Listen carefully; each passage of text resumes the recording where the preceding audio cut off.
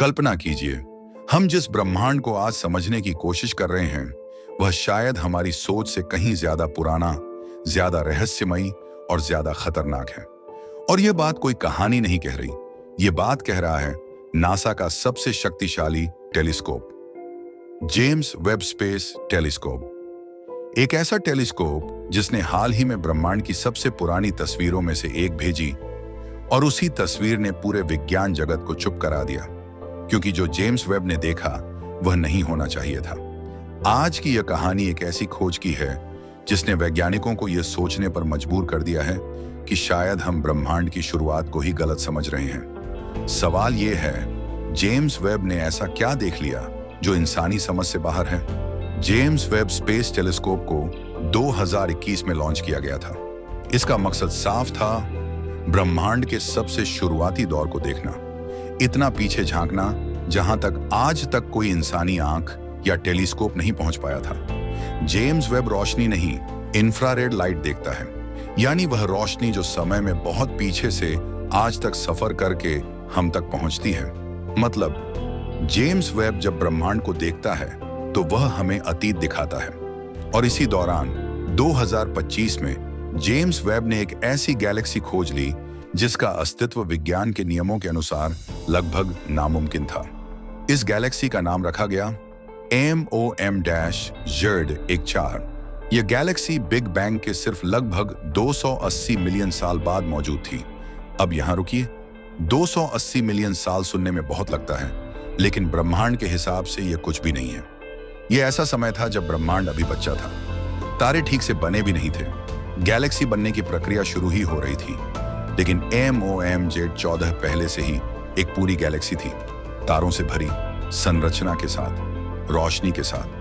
यही वह पल था जब वैज्ञानिकों ने कहा यह गलत है, क्योंकि हमारी मौजूदा थ्योरी कहती है कि गैलेक्सी बनने में काफी लंबा समय लगता है।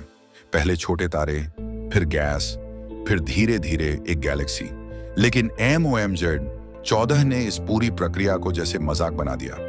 यह गैलेक्सी बहुत जल्दी, बहुत तेज, बहुत पहले बन चुकी थी। इसका मतलब सिर्फ दो बातें हो सकती हैं, या तो ब्रह्मांड हमारी सोच से कहीं ज्यादा तेजी से विकसित हुआ, या फिर हमारी फिजिक्स अधूरी है। और यही बात वैज्ञानिकों को डरा रही है। जेम्स वेब की यह खोज सिर्फ एक गैलेक्सी की कहानी नहीं है, यह हमारे पूरे ब्रह्मांड मॉडल पर सवाल है। अब सवाल उठता है, इतनी जल्दी गैलेक्सी कैसे बनी?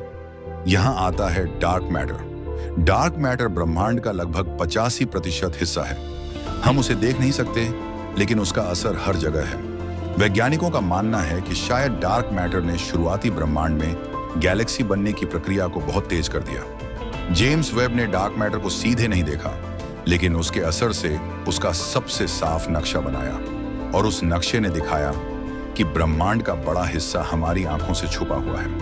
मतलब हम जिस रियलिटी को जानते हैं वह सिर्फ 15% है, बाकी 85% अभी भी अंधेरे में है। अब सोचिए, अगर हमारी यूनिवर्स की ज्यादातर सच्चाई हमें दिखती ही नहीं, तो हम कितना सच जानते हैं? जेम्स वेब की यह खोज हमें यह भी बताती है कि बिग बैंग के बाद ब्रह्मांड शायद इतना शांत नहीं था जितना हमने सोचा। शायद वहां तेजी, अराजकता और ऊर्जा का विस्फोट था, इतना ज्यादा कि गैलेक्सियां बहुत जल्दी बन गईं। कुछ वैज्ञानिक यह भी मानते हैं कि शुरुआती ब्रह्मांड में फिजिक्स के नियम आज से अलग थे, यानी जो नियम आज काम करते हैं वो उस समय लागू ही नहीं होते थे। अगर यह सच है तो इसका मतलब है कि हमारा पूरा कॉस्मोलॉजी मॉडल अपडेट होना चाहिए, और यह एक छोटा बदलाव नहीं है। यह बदलाव हमारी ब्रह्मांड की उम्र, संरचना और भविष्य सब कुछ बदल सकता है। जेम्स वेब की यह खोज हमें यह याद दिलाती है कि विज्ञान कभी अंतिम नहीं होता।